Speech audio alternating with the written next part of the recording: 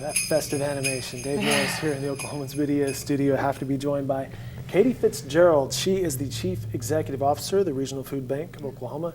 It's great to meet you. Nice to meet you too. Thank you for taking the time to stop in and chat with us this afternoon. Oh, it's my pleasure. I'm excited to be here. Well, you were appointed CEO, I believe, in October, right? Correct. Actually started in November. Started in November. Right. So how's it gone so far? It's great. It's great. As we were chatting before we started, it's an immense operation. Oh, yeah. 53 counties, 1,300 network partners, from schools to food pantries to our food bank center. So it's a lot to take in, but it's been a tremendous journey so far. And we're looking at some footage of the effort that you guys put in with various corporate partners. You succeeded Rodney Bivens, who was there for a long time.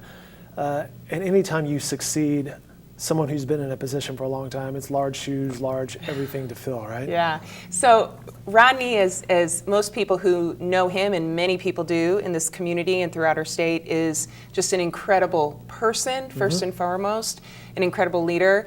And he's been a great mentor to me as I've come into the role. Good. And we're building a relationship so that, you know, he was with the food bank 37 years. That's amazing. And founded it. And I have told people all along the way, you know, if 20 years from now, people still think of Rodney when they think of the food bank, and they think, well, there was that lady there for a period of time, I'm good with that. It's as okay. long as we advance the mission, as long as we keep moving forward, that's what I'm here to do. So it's a tremendous honor to be able to have him place that baton in my hand and really in the community's hand.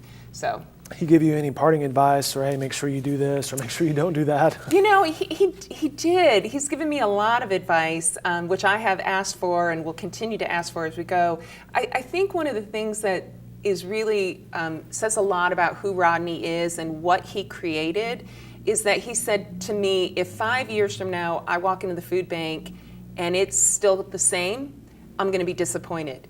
And I'm going to be disappointed. And the point is, poverty and hunger and the issues that we need to respond to in our community and across the state are dynamic, and they're changing, and we ought to be changing with those issues. We need to be responding. We need to try to get ahead of it, work on policy, work on how we can serve vulnerable populations of people better. And so that's what Rodney's vision always was, and that's the vision we're going to carry forward. Can you talk a little bit about some of those changes that you're seeing that you constantly have to adapt to? I know in the media business, we're constantly being disrupted by technology or new platforms or things. So I'm sure that as you know, the population kind of goes through their changes, probably the need changes as well in some way. Yeah. So one that's really poignant right now, and part of what I'm so excited to be able to come be with you to talk about today, is our Holiday Match program, which is about tapping into the compassion and generosity of people to encourage them to give.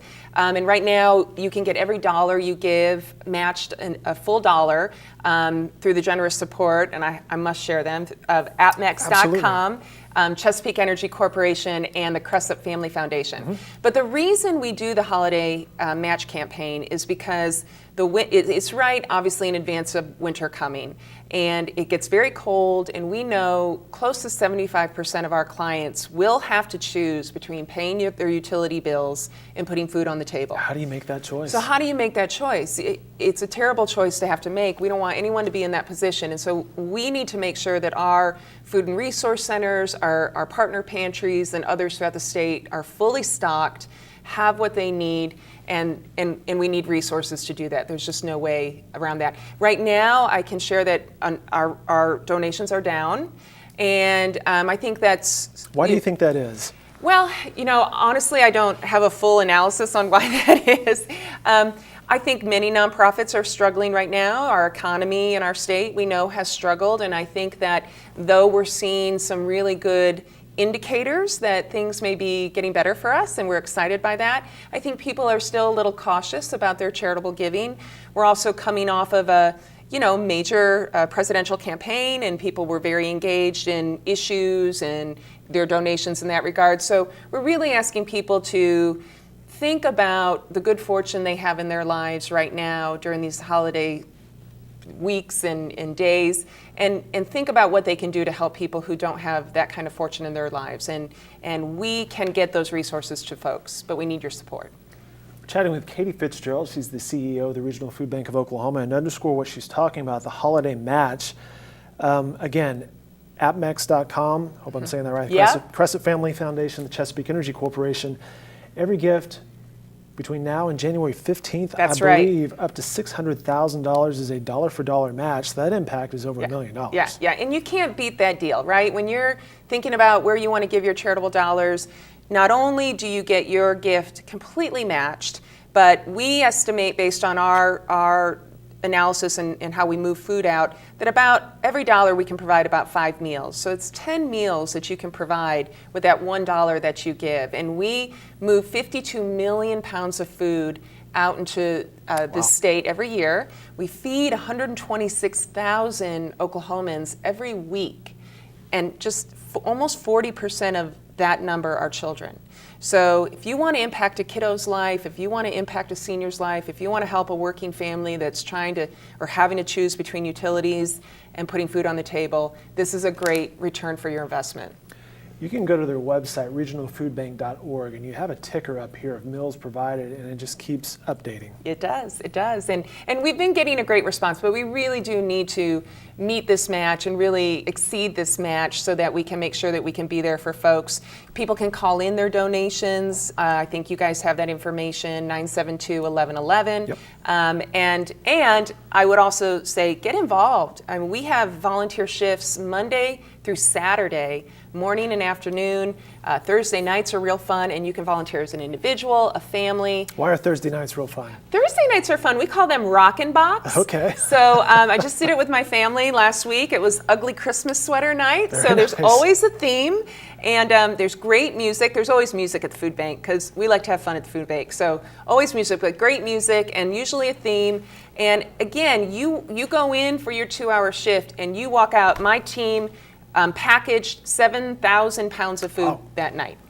I think that's what it was. 6,000 pounds of food, 7,000 meals, something like that. But it was an incredible feeling. So we need that help. It is it can be a tax deductible donation as well, right? It's all tax deductible. Yeah, any gift that you give to the food bank is a tax deductible donation, and again can be matched. Once again, we're chatting with Katie Fitzgerald, and we're going to talk with her about her. Now, a little bit previous to the Regional Food Bank of Oklahoma, you were CEO of Make-A-Wish Oklahoma. Yes, I was. So I was with Make-A-Wish Oklahoma just prior to coming to the Regional Food Bank, and prior to that worked for the Center for Children and Families in Norman, Oklahoma, where I was the executive director for 6 years. So, impressive. Yeah, well, most of my career, really all of my career, has been really interested in how we help very vulnerable populations of folks. Children, the center was abused and neglected children. With Make-A-Wish, obviously children who are facing a life-threatening condition. And now with the food bank, families and children who are wrestling with the difficult problems associated with poverty. And food we all need food. I mean, it's the one thing we all need to live and to be nourished, and in order to achieve the opportunity that we want to achieve in our lives. So it's just an essential resource, and it's often a gateway to getting other help. We have throughout the state what we call our food and resource centers, and those are designed to help people have a lot of choice and really great access to nutritious food, as well as people who can help them with other issues. And at one down in Moore just a few weeks ago, we had a woman come in whose husband was on a new medication. So his bill was now $500 a month. It was her first time at a food pantry or at our resource center. So that's pretty loaded, right, for people to come in. And she walked out not only with food, but with getting on a prescription drug program for her husband through our social worker that we have there, and got that bill reduced to $20 a month. Oh, so wow. yeah, so we may not see her again, and that's just fine, because there are people who at a point in life need help. There are others who need help more regularly. We're there for all those folks. Wow, that's a tremendous story. You mentioned that your career here has been involved in helping others. Why is that? Well, I'm a social worker by training, but I would say, I was very fortunate. You and I were chatting. I grew up in Michigan. I was from a middle-class family, but kind of both my parents were the first in their families to go to college, and I really was fortunate to have a great home and a lot of opportunity. And as I matriculated through that process, I became very aware of my own privilege. You know, that the fact that I had educated parents who valued education, the fact that I had a roof over my head and food on the table. And I really felt a great responsibility to figure out how I could use my talent or skills or my labor to help other people who may not have those kinds of opportunities. Because I am not just a believer, I know for a fact that people have tremendous capacity within them, and we all lose when people cannot fulfill that full potential. So the food bank and the many other partners that we have who help address poverty and help provide resources are really all about helping people live into their full potential. And that's just sort of been my calling, what I'm interested in doing. Well said. What took you from Michigan to Oklahoma? How does that happen? There's always a man or a woman or a partner involved in that story. I don't know. It could be. My husband is a microbiologist at the University of Oklahoma. Wow. And he took a position on faculty at OU. So we live down in Norman. Okay. I've been working in the city. When I first moved here, I worked for the Institute for Child Advocacy, working on policy issues affecting children and families. But we live down there. We've got 3 children who we are raising down there and are in Norman Public Schools. Cool. And it's been a tremendous community for us. They looking forward to the holidays? They're so excited. Yeah, they're so excited. They're looking forward to maybe getting up north for a little bit and seeing some snow and wintry weather. Which leads me to, she's mentioning college towns. You, the husband, where's the college allegiance lie? So we're definitely OU fans. I'm sorry Just to gonna go say ahead and for throw all out my that. Okay. I'm just going to throw that out there. Although because we didn't go to school here, I think our real allegiance is with Michigan State University. I was about to say it could have been Michigan State, it could be Michigan, it we're could be Ohio Spartans. State. We're Spartans. Okay. I did go to graduate school at the University of Michigan, but I'm a Spartan through and through. All right, fair enough. She is Katie Fitzgerald. She's the CEO at the Regional Food Bank of Oklahoma. Again, to remind us that holiday match runs through January 15, a dollar-for-dollar match. Yeah. Thanks so much for your time. Great to meet you. Thank you. And again, I hope the audience will get involved and help out. We could use that help. So thanks for the time and Thanks for helping us share our message. You're very welcome, and happy holidays to you. Happy holidays to you.